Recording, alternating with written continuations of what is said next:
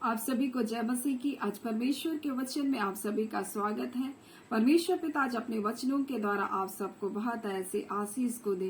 पिता परमेश्वर अपने वचनों के द्वारा आपसे बोले और बातचीत करे। आज परमेश्वर अपने लोगों से कहना चाहता है, यहोवा परमेश्वर आपके शत्रुओं को भ्रमित करेगा और आपको आशीष देगा और आपको जय को दिलाएगा। आज हम जिस अध्याय का अध्ययन करने वाले हैं वो दूसरा राजा है, उसका तीसरा अध्याय, उसका 17 में इस प्रकार से लिखा है, क्योंकि यहोवा यूं कहता है, तुम्हारे सामने ना तो वायु चलेगी ना वर्षा होगी, तो भी यह नाला पानी से भर जाएगा और अपने गाय बैल और पशुओं समेत तुम पीने पाओगे। और यह यहोवा की दृष्टि में छोटी सी बात है, यहोवा मोआब को तुम्हारे हाथों में कर देगा। और परमेश्वर आपसे कहना चाहता है, आप सोच रहे हैं मेरे जीवन में परिस्थितियां ठीक होती दिखाई नहीं दे रही, कोई आसार दिखाई नहीं दे रहा, मुझको लग रहा है अब मैं खत्म हो जाऊंगा, अब मैं नष्ट हो जाऊंगा और मेरा शत्रु मुझ पर जयवंत होगा। जो मेरे विरोध में खड़े वो मुझको दबा देंगे, मुझको खत्म कर देंगे। और ऐसी स्थिति, आप अगर ऐसी स्थिति में, तो परमेश्वर आज आपसे कहना चाहता है, परमेश्वर कहना चाहता है, ना तो तुम्हारे सामने वायु चलेगी ना वर्षा होगी, तो अभी जैसे वो नाला भर गया वैसे परमेश्वर आपके जीवन में अपनी आशीषों को भरेगा। और परमेश्वर कहना चाहता है कि तुम ना मरोगे परंतु तुम जीवित रहोगे। और परमेश्वर कहता है, मैं तुम्हारे शत्रुओं को तुम्हारे हाथ में कर दूंगा। और एक ऐसी परिस्थिति हम लोग दूसरा राजा तीसरे अध्याय में देखते हैं, जहां इजराइल का राजा योराम था और उससे पहले उसका पिता अहाब वहां राज्य करता था। और उसके राज्य करने के समय में हम देखते हैं कि मोआब के लोग उसको कर दिया करते थे और 1,00,000 भेड़े और 1,00,000 भेड़ों के ऊन को उसको कर के रूप में दिया करते थे। परंतु जैसे ही हम देखते अहाब राजा मरता है, अहाब राजा मरने के बाद जब उसका पुत्र यहोराम जब राजा बनता है, तब मोआब का राजा क्या करता है, उनको कर देने से, टैक्स देने से मना करता है। ऐसी परिस्थिति में क्या करता है, इजराइल का राजा यहोराम जाकर यहूदा के राजा यहोशापात से मिलता है और उससे कहता है कि मेरे संग तू युद्ध करने चल। और वो वहां पर हम देखते हैं कि वो किस प्रकार से वो और एक राजा को, जो एदोम का राजा रहता है, उसको लेकर के वो क्या करता है, युद्ध करने के लिए जाता है। तीनों राजा जब युद्ध करने के लिए निकलते हैं तो उनको 7 दिन के मार्ग में कोई जल के कोई सोता ही नहीं मिलता और उनको लगता है अब हम क्या करेंगे, हम मोआब के राजा के अधीन होकर हमको लगता है अब मर जाएंगे। परंतु वहां यहोशापात जो परमेश्वर का भय मानता है वो क्या करता है, यहाँ कोई भयस्वकता नहीं है क्या, ऐसा ढूंढता है। और जब ढूंढता है तब एलिसा के पास वो जाता है। तब एलिसा वहां पर क्या करता है, परमेश्वर की आत्मा से भरकर इस बात को उनसे कहता है कि ये जो सूखा नाला तुम्हारे सामने है, जहां सिर्फ कंकड़ और पत्थर तुमको दिखाई दे रहा है, आज तुम इन कंकड़ इन पत्थरों को क्या करो, हटाओ। और परमेश्वर यूं कहता है कि तुम्हारे सामने ना वायु चलेगी ना वर्षा होगी, तो भी यह नाला पानी से भर जाएगा। वैसे ही परमेश्वर आपके जीवन से कहना चाहता है, तुम भी आज अपने जीवन से उन बोझ को, उन कंकड़ों को, उन पत्थरों को जो तुम्हारे जीवन में बाधा बन करके बैठी है, जो तुम्हारे जीवन में नकारात्मक विचारों के रूप में बैठी है, जो तुम्हारे विचारों को बांध करके रखी है, जो तुम्हारी सोच को बांध करके रखी है, अपनी क्या करो, अपनी मानसिकता को तुम खोलो। आज उन कंकड़ पत्थर को तुम हटा दो, क्योंकि वो सर्वशक्तिमान है, वो सर्वशक्तिमान परमेश्वर है। वो आपके शत्रुओं को क्या करेगा, भ्रमित कर देगा। ये वही परमेश्वर है जो स्वर्ग का परमेश्वर है, ये वही परमेश्वर है जो पृथ्वी का भी परमेश्वर है। वो स्वर्ग का परमेश्वर मनुष्यों के बीच में राज्य करता है, वो राजाओं के ऊपर भी प्रभु है, वो स्वर्गदूतों के ऊपर भी प्रभु है, वो शैतान के ऊपर भी वो प्रभु है। परमेश्वर सृष्टि करता परमेश्वर है और वो परमेश्वर के लिए भी कोई काम भी कठिन नहीं। लेकिन आज हम अपने जीवन में बहुत सारे कंकड़ और पत्थर को भर करके रखे, हम सोचते ये नहीं हो सकता, वो नहीं हो सकता, लेकिन आज परमेश्वर आज आपसे कहना चाहता है, वो परमेश्वर आपके लिए सब कुछ कर सकता है। परमेश्वर आपके शत्रुओं को भ्रमित कर देगा, आपको आशीष देगा, आपको जय को दिलाएगा। लेकिन उससे पहले वो जय दिलाएगा, आज अपने विचारों को आप खाली करें, आप विश्वास के वचन को अपने हृदय में भरें, आप व्यर्थ बातों को अपने जीवन से हटाएं, व्यर्थ चिंताओं को अपने जीवन से हटाएं, नकारात्मक बातों को अपने जीवन से हटाएं। और परमेश्वर कहता है कि तुमको चाहे कुछ दिखाई दे ना दे, लेकिन परमेश्वर का वचन कहता है, ना तुम्हारे सामने से वायु चलेगी ना वर्षा होगी, तो भी बोलता है ये नाला क्या हो जाएगा, पानी से भर जाएगा। और ऐसा ही हुआ और परमेश्वर ने वहां क्या किया, नालों को क्या कर दिया, पानी से भर दिया। और ऐसा हुआ कि जब उन्होंने देखा कि जब राजा मुझसे युद्ध करना है, तब मोआब भी अपने क्या किया, अपने योद्धाओं को तैयार किया, हथियार बांधने वाले लोगों को क्या किया, तैयार किया। और जब सवेरे उठे तब उन्होंने देखा, उस समय सूर्य के किरण जल पर ऐसी पड़ी कि मोआबियों के सामने वो लहू सा दिखाई दिया। यानी कि वो नाला में पानी तो भर गया, लेकिन शत्रु को ऐसा दिखाई दिया कि वो लहू का सा हो गया।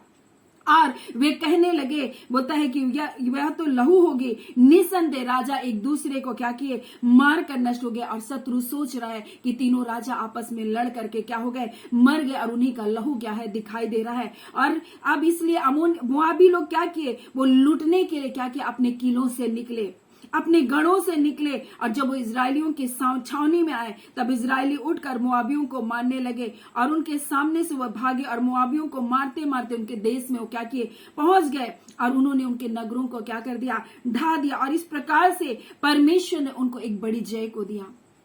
परमेश्वर ने उनके शत्रुओं को भ्रमित कर दिया। ये सोच रहे थे कि आज हम नष्ट हो जाएंगे, आज हम क्या हो जाएंगे, खत्म हो जाएंगे। लेकिन जैसे ही इन्होंने परमेश्वर के दास की खोज की, जैसे ही इन्होंने परमेश्वर की खोज की, परमेश्वर ने अपनी आत्मा के द्वारा अपने लोगों को बताया कि हो सकता है तुमको कुछ दिखाई ना दे रहा हो, लेकिन आज मैं तुम्हारे जीवन में अद्भुत आश्चर्य कर्म करूंगा। लेकिन उससे पहले तुमको एक काम करना पड़ेगा। जो तुम्हारे जीवन में सूखा पड़ा हुआ नाला है, जो तुम्हारे सामने में, तुम्हारी जिंदगी में जो सूखा है, जो कंकड़ है, जो पत्थर है, जो तुम्हारे जीवन में नकारात्मक बातें हैं, उसको तुमको क्या करना पड़ेगा, हटाना होगा।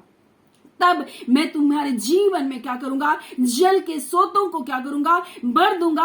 आज कई बार हमारा जीवन सूखा है क्योंकि हम अपने जीवन में बहुत सारे कंकड़, कई पत्थरों को अपने जीवन में भर करके रखे। आज परमेश्वर अपने लोगों से कहना चाहता है, वो आपके शत्रुओं को भ्रमित कर देगा, उनको नष्ट कर देगा, वो आपको आशीषों से भर देगा। वो आपके जीवन में ऐसी अचानक आने वाली आशीषों को देगा जो आपने कभी भी नहीं सोचा। लेकिन उससे पहले आपको परमेश्वर की सुनना होगा। उससे पहले आपको अपने जीवन से उन व्यर्थ बातों को अपने जीवन से हटाना पड़ेगा, उन पाप में विचारों को अपने जीवन से हटाना होगा, उन नेगेटिव सोच को अपने जीवन से हटाना होगा। और तब परमेश्वर करेगा, अपने वचन से आपके जीवन को भरेगा और आपके जीवन में ऐसी अद्भुत आशीषों को लेकर आएगा। और आपके शत्रु सोचेंगे कि हम इनका नाश कर देंगे, लेकिन आपके शत्रु भ्रमित होकर क्या हो जाएंगे, नष्ट हो जाएंगे। शत्रु सोचेंगे कि अब मैं इनका नाश कर दूंगा क्योंकि इनको कोई पानी नहीं मिल रहा। अब शत्रु सोच रहे ये राजा क्या है, आपस में कट गए हैं। ऐसा सोच करके वो क्या करेंगे, आपके जीवन में आएंगे। लेकिन जब वो आएंगे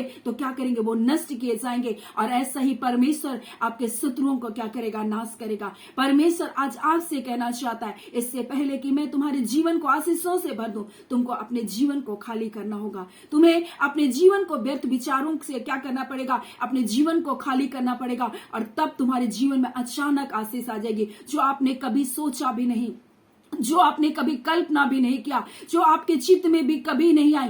ऐसी आशीषों को परमेश्वर अचानक ही आपके जीवन में लेकर आएगा। और परमेश्वर आज अपने वचन के द्वारा कहना चाहता है, हो सकता है तुमको सब कुछ सूखा दिखाई दे रहा है, हो सकता है तुमको आज लग रहा है कि हम नष्ट हो जाएंगे, हो सकता है कि तुमको लग रहा है अब हम शत्रु के हाथ में जा पड़ेंगे। लेकिन ऐसा नहीं। जब आप इस वचन को सुन रहे हैं, परमेश्वर आज अपने वचन के द्वारा आपसे कहना चाहता है, जब तुम पत्थरों को हटा रहे हो, जब तुम अपने विचारों को खोल रहे हो, हाँ परमेश्वर तुम्हें लिए ऐसा कर सकता है। परमेश्वर अचानक आपके जीवन में भलाई को लेकर आएगा। परमेश्वर अचानक आपके जीवन में आपको कुछ दिखाई देगा भी नहीं, आप समझ नहीं आएगा, लेकिन परमेश्वर ऐसी आशीषों को आपके जीवन में लेकर आएगा। और आपके शत्रु क्या हो जाएंगे, भ्रमित हो जाएंगे। और आपके शत्रु क्या हो जाएंगे, नष्ट हो जाएंगे। वो सोचे हम लूटने जाएंगे, परंतु वो स्वयं क्या हो गए, नष्ट हो गए। शत्रु इस विचार से आया कि हम उसे लूट लेंगे, हम उसको क्या करेंगे, खत्म कर देंगे, वो तो नष्ट हो गए, हम उनकी सब चीज को नष्ट कर देंगे, हम उसके जीवनों को क्या करेंगे, खत्म कर देंगे। ऐसा सोचकर शत्रु अगर आपके जीवन में आएगा, वो क्या करेगा, खुद ही नष्ट हो जाएगा। और परमेश्वर ऐसे ही कार्य को करता है। परमेश्वर की बुद्धि को किसी ने नहीं जाना, उसका मंत्री कोई भी नहीं हुआ। लेकिन वो परमेश्वर अपने वचन के द्वारा अपने लोगों से कहना चाहता है। आपकी परिस्थितियां हो सकता है पूरा सूखा दिखाई दे रहा है, आपको लग रहा है अब मैं खत्म हो जाऊंगा, लेकिन परमेश्वर कहना चाहता है मैं तुम्हारे जीवन में अचानक ही आशीषों को लेकर आऊंगा, मैं तुम्हारे जीवन में अचानक ही अद्भुत आश्चर्य कर्म को करूंगा। लेकिन आज तुमको अपने विचारों का पत्थर को हटाना पड़ेगा, आज अपनी सोच से उन पत्थरों को हटाना पड़ेगा, आज अपने विचारों से उन सारे नकारात्मक विचारों को हटाना पड़ेगा। जहां आप सोच रहे नहीं ये नहीं हो सकता, ये नहीं सहायता कर सकता, ये बातें मेरे साथ नहीं हो सकती, नहीं, वो सर्वशक्तिमान परमेश्वर है, उसके लिए कोई काम कठिन नहीं है। वो परमेश्वर कभी भी कुछ भी कर सकता है, वो सारी पृथ्वी का परमेश्वर है, वो हवाओं को आज्ञा देता है, वो अपना रुख बदल लेती है, वो राजाओं को उदय करना और राजाओं का अस्त करना जानता है। वो आपके लिए नियम बदल सकता है, आपके लिए कानून बदल सकता है, आपके लिए लोगों को बदल सकता है, लोगों के जीवन को बदल सकता है, लोगों के हृदय को बदल सकता है। वो परमेश्वर है, आपको जय दिलाने के लिए वो परिस्थितियों को बदल सकता है। शत्रु ने सोचा हम इजरायलियों को लाल समुद्र के पास जाकर पकड़ लेंगे, हम उसको मार डालेंगे, लेकिन वो परमेश्वर की योजना को नहीं जानते थे। वो मारने आए तो थे, लेकिन नहीं जानते थे जिस जगह वो इजरायलियों को नाश करने आए उसी लाल समुद्र में वो डूब करके मर गए। और ऐसे ही परमेश्वर आपके शत्रुओं को भ्रमित कर देगा। हम देखते हैं गिदोन के जीवन के समय में कैसे वहां पर वो छावनी डालकर पड़े हुए थे, परंतु गिदोन ने कुछ नहीं किया, सिर्फ यहोवा के नाम को ललकारा। उसने उन मटकों को, जिसको परमेश्वर ने उनको आज्ञा दी थी, मटकों को फोड़ना, उन मसालों को रखकर, और ऐसे ही क्या कि शत्रु आपस में लड़कर मर गए। वही परमेश्वर, आपका परमेश्वर, वो आपके शत्रुओं को भ्रमित कर देगा और आपको जय को देगा। वो महान परमेश्वर, वो परिस्थितियों को बदलता है, वो लोगों को बदलता है, वो आपकी दशाओं को बदलता है, वो दिशाओं को बदलता है, वो सब कुछ करने के लिए सामर्थी परमेश्वर है। इसलिए परमेश्वर आज अपने बच्चों से कहना चाहता, अपने प्रियों से कहना चाहता, आज तुम अपने विचारों के पत्थर को तुम हटा दो, आज अपने जीवन के उन बोझों को तुम हटा दो, उन सारी व्यर्थ बातों को अपने जीवन से हटा दो, और मैं अचानक तुम्हारे जीवन में, बोलता है ना तो बोलता है तुम्हारे सामने वायु चलेगी, ना वर्षा होगी, फिर भी तुम्हारे जीवन क्या हो जाएगा, आशीषों से भर जाएगा। तुम्हारी परिस्थितियां बदल जाएगी, जो सूखा है वो जल से भर जाएगा। परमेश्वर आज अपने वचनों के द्वारा आप सबको बहुत ऐसे आशीष को दे। आमीन। आइए हम प्रार्थना करेंगे। धन्यवाद देते जीवते सच्चे सामर्थ्य खुदावन परमेश्वर, मेरे राजाओं के राजा, प्रभुओं के प्रभु, अद्भुत युक्ति करने वाले पराक्रमी परमेश्वर, पवित्र परमेश्वर, महासामर्थी परमेश्वर पिता, हाँ खुदावन सारी सृष्टि के मालिक करता प्रभु जी, लोगों के जीवन की परिस्थितियों को बदलना, लोगों की हालातों को बदलना, लोगों की जिंदगियों को बदलना आपके लिए कोई कठिन बात नहीं खुदावन। ऐ खुदावन आज अपने लोगों से करे, अपने जीवन के विचारों के पत्थरों को हटा दो कि जब तुम कह रहे कुछ नहीं हो सकता, परंतु जब तुम विश्वास करोगे, विश्वास करने वालों के लिए सब कुछ संभव है। ऐ खुदावन परमेश्वर आज इस वचन के अनुसार जब अपने जीवन के उन पत्थरों को हटा रहे खुदा और कह रहे हाँ पिता हमें आप पर भरोसा है खुदावन परमेश्वर, आप ऐसा इनके जीवन में करने जा रहे खुदावन।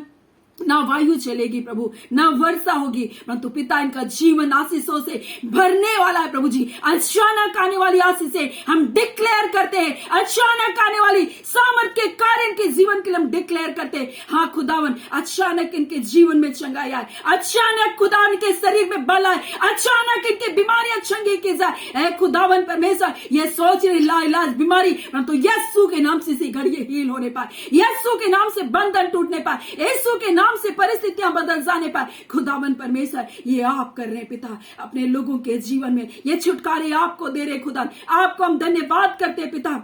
आप सामर्थ के कार्य करते हैं पिता, आप कहते हैं तुम्हारी दुर्बलता में मेरी सामर्थ सिद्ध हो रही है, तुम्हारी निर्बलता में हाँ ये अयोग्य है परंतु खुदावन आप योग्य हैं। आप पिता ये अयोग्य कह रहे मेरे जीवन में नहीं हो सकता, परंतु खुदावन इनकी अयोग्यता में भी आपकी योग्यता सिद्ध होती है, इनकी निर्बलता में पिता हाँ पिता आपका सामर्थ सिद्ध होता है खुदा। और आप ऐसा कर रहे पिता, आपके अनुग्रह के द्वारा, आपकी दया के कारण, आपके अथाह प्रेम के कारण आप इनके जीवन में भलाइयों को दिखा रहे प्रभु जी। आप छुटकारे कार्य को दिखा रहे प्रभु, आप परिस्थितियों को बदल रहे प्रभु जी, आप शंघाई के कार्य को कर रहे पिता। ऐ खुदावन परमेश्वर, जो बीमारी के सैया में प्रभु, जो कोमा में है खुदा, यीशु के नाम से प्रभु वो कोमे से बाहर आने पाए खुदा, यीशु के नाम से। जो अंग पिता कार्य करना बंद कर दिया, आज यीशु के नाम से वो कार्य करने पाए प्रभु जी। खुदावन परमेश्वर, जो गति रुक चुकी है खुदा, वो गति यीशु के नाम से चलने पाए। ऐ खुदावन परमेश्वर पिता, इनके जीवन गति परमेश्वर आज ठहर सी गई है प्रभु,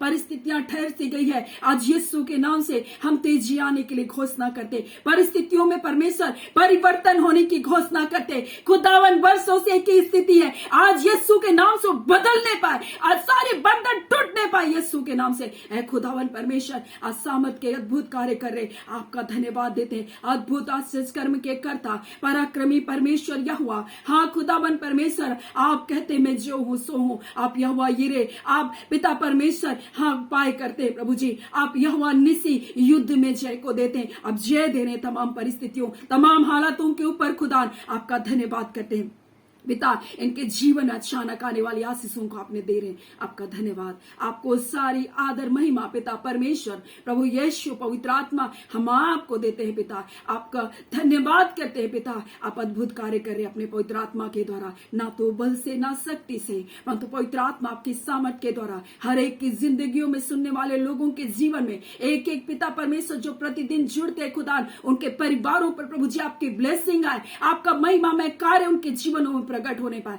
हम आपका धन्यवाद करते हैं। आपने प्रार्थना सुना, प्रार्थना आपके बेटे यीशु के नाम से मांगते हैं, दया सुन अनुग्रह से ग्रहण कर लीजिएगा, आमीन। परमेश्वर पिता आप सबको बहुत ऐसे आशीष को दे, आमीन।